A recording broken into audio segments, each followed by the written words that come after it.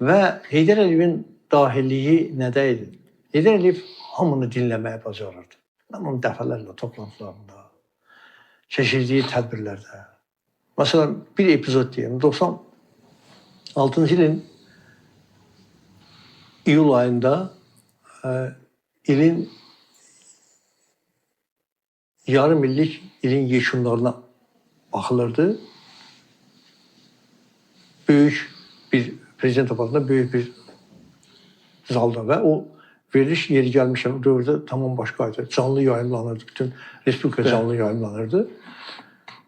Məsələn, o verilişdən öncə, o görüşdən öncə mənə aparatın rəhbəri zəng elədi ki, Fikrət, sabahki görüşdə sən 20-25 dəqiqə çıxışın. Ramiz Mehdiyev, aparat rəhbəri. 20-25 dəqiqə, ən yüksək 25 dəqiqə çıxışım var.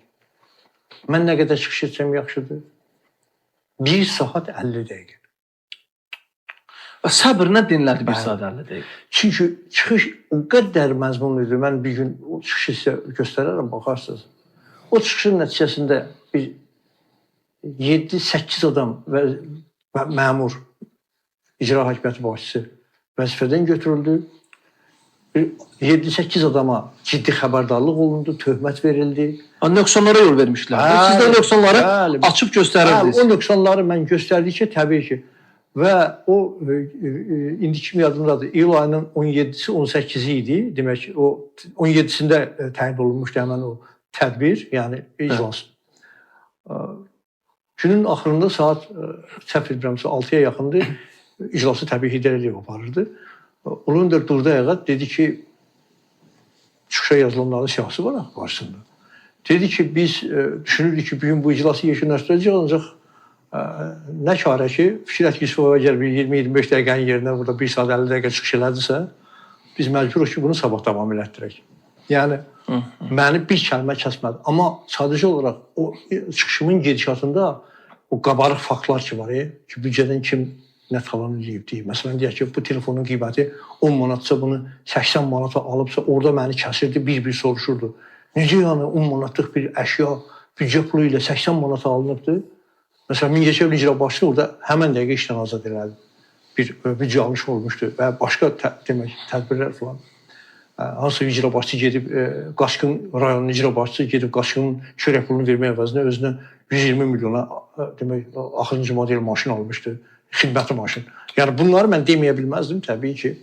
Siz onları deməsəydiniz, onlara xəyanət etmiş olardı. Bütün bunlar böyük bir rezonans verdi. Yəni bax, demək istəyirəm, bu tək mənlə bağlı deyil. Məsələn, o 93-cü ilin lap əvvəllərində hələ seçkidən öncə mən sizə deyim ki, prezident seçkisindən öncə keçirdiyi bir tədbirdə bir nazir, cəbhə dövründə gətirilmiş, vəzifəyə gətirilmiş bir nazir çıxış edir, geniş çıxış edir də, hər şeydən danışır. Axırda Heydər Əliyevin yanında olan adamlardan biri gördüm ki, yavaşça deyir ki, bu danışır da, bu hər şeydən danışır. Bunda niyə imkan verirsiniz bu qədər danışsın? Hər kişi adam danırdı. Qayıtdı ki, saçdı. O dinləyirdi. O çıxışların içində özünə lazım olan nələr varsa onların hamısını götürür. Bax, o məktəbi biz keçdik. O məktəbi öyrəndik ki, o dinləmək qabiliyyəti, dinləmək bacarığı. Dinləməlisən, axırda dinləməlisən. Hamının fikrini təkrar lazımsa, təkrar da almalısan. Yəni, Heydər Əliyev fenomenidir. Heydər Əliyev böyük dövlətçi idi, böyük dövlət adamı idi.